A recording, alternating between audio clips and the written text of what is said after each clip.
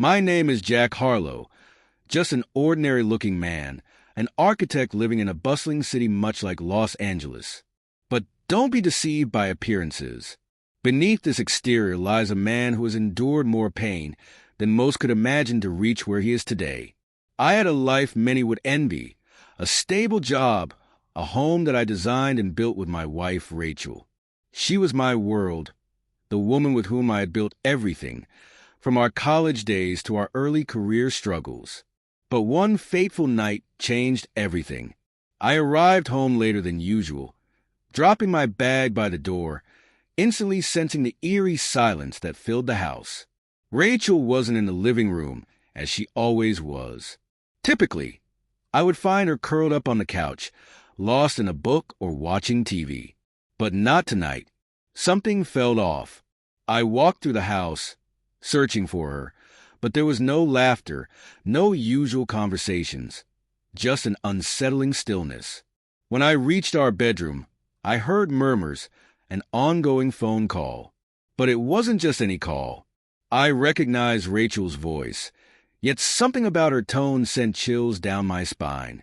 I inched closer, careful not to make a sound as I listened intently. "Yes, I'll have everything ready. What about the item? Are you sure you'll bring it?" "I don't want him to find out. I think he's starting to get suspicious." A familiar voice responded. It was Alex, a colleague. I had never thought much of him before, but those words were unmistakable.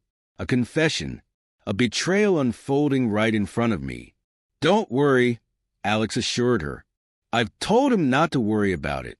But you know I can't keep this up for much longer, especially now that I'm pregnant." My heart pounded. My mind refused to process what I had just heard. "Yeah, I know he doesn't suspect anything," Rachel replied. "I'm sure I can keep going, but don't forget to do the Kegel exercises so when you get home he won't suspect anything." My breath caught in my throat. I felt like the air had been sucked out of my lungs. Rachel, the woman I had loved and trusted, was not only betraying me, but was doing so with Alex, her boss. And now, she was pregnant, a child that couldn't possibly be mine. I wanted to storm in, confront her, demand answers, but something held me back. I needed proof. I needed to be absolutely sure before making a move. Without letting my emotions take over, I hired a private investigator. Over the course of a week, I gathered evidence, recordings, messages, photos. Each new revelation only deepened my pain. She met Alex at a hotel, exchanged flirtatious texts, and engaged in intimate encounters. It was undeniable. By the time I had all the evidence, my heartbreak had hardened into something else, determination. I wouldn't let them walk away without consequences. That evening, Rachel returned home, a suitcase in hand, still on the phone. But this time, I didn't need to listen. I already knew everything. "I'll be home soon. Everything is ready," she said before ending the call. She stepped inside, her eyes meeting mine. For a brief moment, she seemed puzzled by my unreadable expression. "We need to talk," I said, my voice steady despite the storm raging inside me. Rachel hesitated, her eyes scanning my face. "What's going on, Jack?" Hearing her say my name felt like a dagger to my chest. This was the woman I had once shared my life with, the person I had built dreams with. But those dreams were now shattered beyond repair. I took a deep breath and looked her straight in the eyes. "I know everything about you and Alex." Silence. A flicker of panic flashed across her face. She didn't speak, but her expression said it all. She hadn't expected me to find out. She had underestimated me. And that would be her biggest mistake. The Rachel's and Alex's words haunted me, replaying in my mind like an open wound that refused to heal. Over the next few days, I began piecing together all the signs of doubt I had foolishly ignored. The realization that the woman I cherished most had deceived me so brazenly was a bitter pill to swallow. Looking back, I saw it all clearly. Rachel had changed over the past year. She had become distant, guarded, unwilling to share details about her work or personal life. Frequent phone calls, extended business trips, unexplained late nights. It had all been right in front of me, yet I had been too blind to see the truth. My chest tightened as I recognized just how deep the betrayal ran. A wave of nausea hit me as I recalled her whispered words about maintaining her body during pregnancy, so I wouldn't notice any changes. Everything had been meticulously orchestrated to keep me in the dark. But now, the illusion had crumbled. I refused to remain a passive victim. I had to act, to confront the lies, expose the betrayal, and ensure that Rachel faced the consequences of her deception. I needed irrefutable proof. Words alone wouldn't suffice. I enlisted the help of a seasoned private investigator, someone I could trust. We followed Rachel's movements, documented her interactions, and collected every shred of evidence necessary to confirm my worst fears.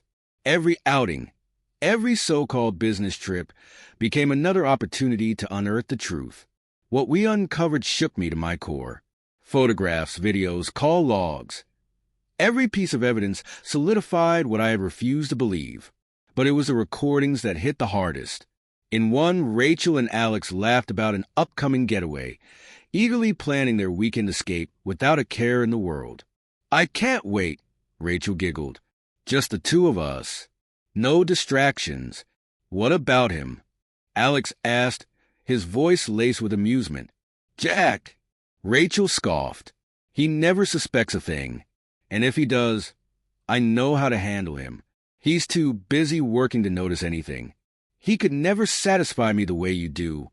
Each word sliced through me like a blade. The woman I had built my life with saw me as nothing more than an obstacle, a shadow in the background of her thrilling double life. My fists clenched, rage boiling beneath my skin, but I forced myself to stay composed. I needed patience. Rash decisions wouldn't serve me. I had to ensure that when I acted, it would be decisive, leaving no room for escape. The moment finally arrived. The evidence was overwhelming, undeniable. Yet, I didn't confront Rachel immediately. Every detail of my plan had to be executed flawlessly. I wouldn't just call her out. I would ensure she experienced the weight of her choices, the loss she had never anticipated. That evening, Rachel returned home, a soft smile on her lips, but there was something different, an unease lurking in her eyes. She sensed something was wrong, but she didn't yet know that her carefully constructed lies were about to unravel. "You're home early," I remarked, my voice devoid of warmth. Rachel hesitated, her smile faltering. "Yeah, what's going on?" I didn't answer immediately, instead holding her gaze, letting the silence stretch between us like a chasm. Then, with a firm voice, I said, "I know everything. About you. About Alex. About all the lies." Her face drained of color, panic flashing across her features. She opened her mouth to speak, to justify, to deny, but I had no patience for excuses. "Don't," I cut her off. "I don't need your explanations. You betrayed me, and nothing you say will change that." A heavy silence settled between us. Rachel stood there, speechless, as the weight of reality pressed down on her. She could cry, she could beg, but I felt nothing for her anymore. Everything I had once cherished was now meaningless. Accepting the truth was impossible, but I didn't need further explanations. Everything was painfully obvious now. The bitterness in my heart refused to fade, even though I had unmasked Rachel and Alex's betrayal. Despite confronting them, the ache inside me lingered unrelenting.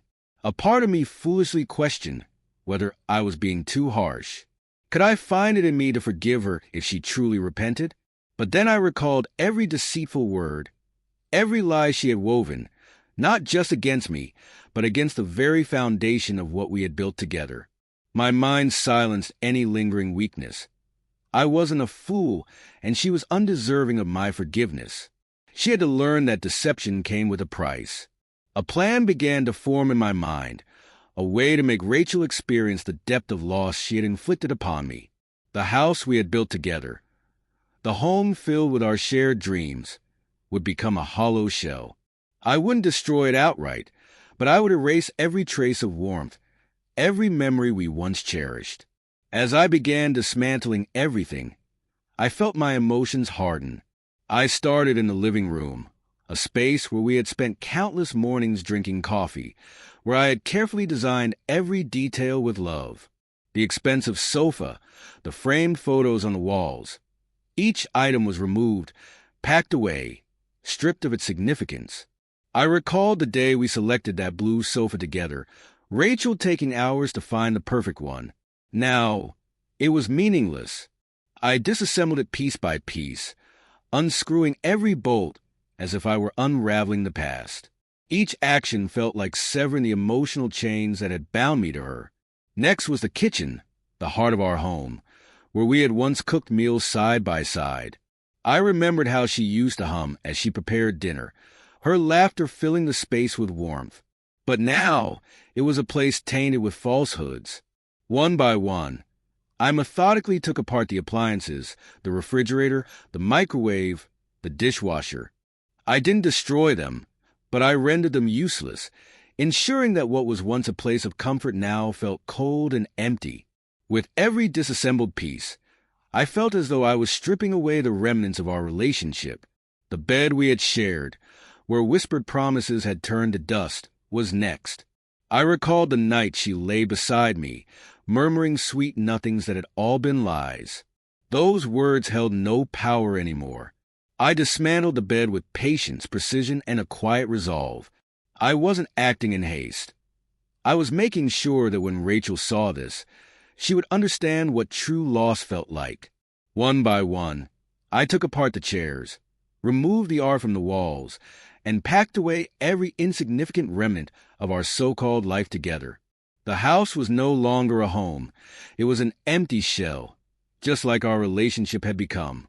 As I stepped out of the bedroom, I found Rachel standing in the doorway, her expression a mixture of shock and anger. She didn't immediately speak, just stared at me as though I had lost my mind. "What are you doing, Jack?"